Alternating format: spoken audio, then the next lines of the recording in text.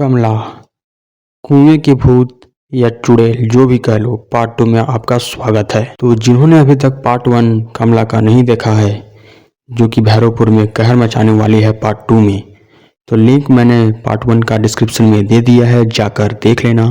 तभी कमला का कहर समझ में आएगा कि कैसे भैरवपुर में वो कहर मचाती है। तो चलिए शुरू करते हैं। भैरवपुर गांव अब पहले जैसा नहीं रहा था। कमला के नाम का डर भैरवपुर गांव में पूरी तरह से फैल चुका था। नैना की मौत के बाद गांव पर जैसे किसी की बददुआ छा गई थी। दिन में सब ठीक ही दिखता, लेकिन सूरज ढलते ही हर घर के दरवाजे बंद, खिड़कियों पर ताले, और कोई भी पीपल की पेड़ की तरफ देखने की भी हिम्मत नहीं करता। कुएं पर अब हर रात सिर्फ दिया नहीं, बल्कि खून की बूंद भी चढ़ाई जाने लगी थी। बुजुर्गों ने कहा था, कमला अब देवी नहीं रही, वह भूखी आत्मा बन चुकी है। नैना के बाद पहली घटना हुई मासूम रघु के साथ। रघु, जो रोज शाम को गाय चराकर लौटता था, उस दिन देर से आया। उसकी माँ ने देखा, उसके हाथ में दिया था जो जल नहीं रहा था, वह बुदबुदा रहा था। कमला दीदी ने कहा, दिया बुझा दो, अंदर आओ। रघु की आंखें पलट चुकी थीं। अगले ही पल उसकी गर्दन ऐसे मुड़ी जैसे किसी की अंदर से मोड़ दी हो। टक, और वह जमीन पर गिर पड़ा, मरा हुआ। गांव में चीखें गूंज उठी। सब समझ गए, कमला बच्चों को बुला रही है, अब वह किसी को नहीं छोड़ेगी। कमला की निर्दयता देखते हुए गांव में पंडित, ओझा और तांत्रिक बुलाए गए। पीपल के नीचे हवन शुरू हुआ। मंत्र पढ़े जाने लगे, ओम ह्रीं क्लीं कमलाय नमः। लेकिन जैसे ही कुआं में धुआं उठा, मंत्र रुक गए। हवा में वही हंसी, गीली सड़ी हुई हंसी। मंत्र नहीं, मुझे नाम चाहिए। ओझा कांपता हुआ बोला, कमला माता। कुएं से आवाज आई, नहीं, मेरा नाम लो जैसे मैं मरी थी। अचानक कुएं से बालों का गुच्छा बाहर आया और ओझा की गर्दन में लिपट गया। चर, एक झटके में उसका गर्दन अलग हो गया। तांत्रिक भागने लगा, लेकिन उसके पैरों के नीचे से जैसे जमीन गीली हो गई। कुएं का पानी, और उस पानी में हाथ उभरे, काले सड़े हुए हाथ। उन्होंने उसे खींच लिया सीधा कुएं के अंदर। सब देखते रह गए, किसी के मुंह से चीख तक नहीं निकली।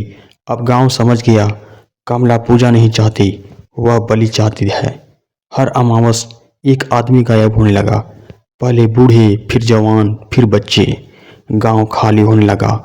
जो भागे वे भी बच नहीं पाए। कहते हैं रात को उनके सपनों में कमला आती, गीले बालों से पानी टपकता, गर्दन उल्टा, आंखों में गड्ढे।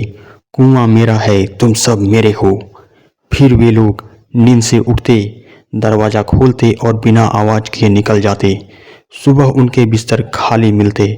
आखिर एक लड़की बची, मीरा, नैना की छोटी बहन। वह शहर से आई थी बदला लेने। मीरा ने किताबें, तांत्रिक ग्रंथ, पुरानी पोथियां पढ़ी। उसे पता चला कमला कोई देवी नहीं, उसे शांत करना होगा। अमावस की रात मीरा कुएं पर पहुंची, हाथ में दिया, दूसरी में खून से लिखा मंत्र। कमला, मैंने तेरा नाम लिया।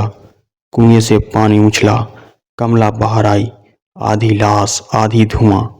मेरा नाम नहीं, मेरी मौत बोल।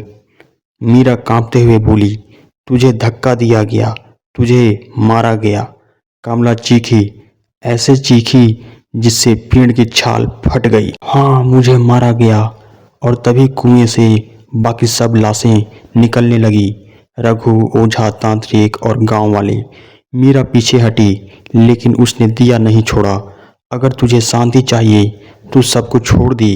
कमला हंसी, शांति? मुझे अब सिर्फ अंधेरा चाहिए। और वह मीरा की तरफ बढ़ी। अगली सुबह भैरवपुर पूरी तरह खाली था, यानी कि कमला का कहर भैरवपुर गांव में बरस चुका था। कुएं के पास सिर्फ मीरा की डायरी मिली, खून से लिखा आखिरी वाक्य, कमला अब कुएं में नहीं, हमारे बीच है।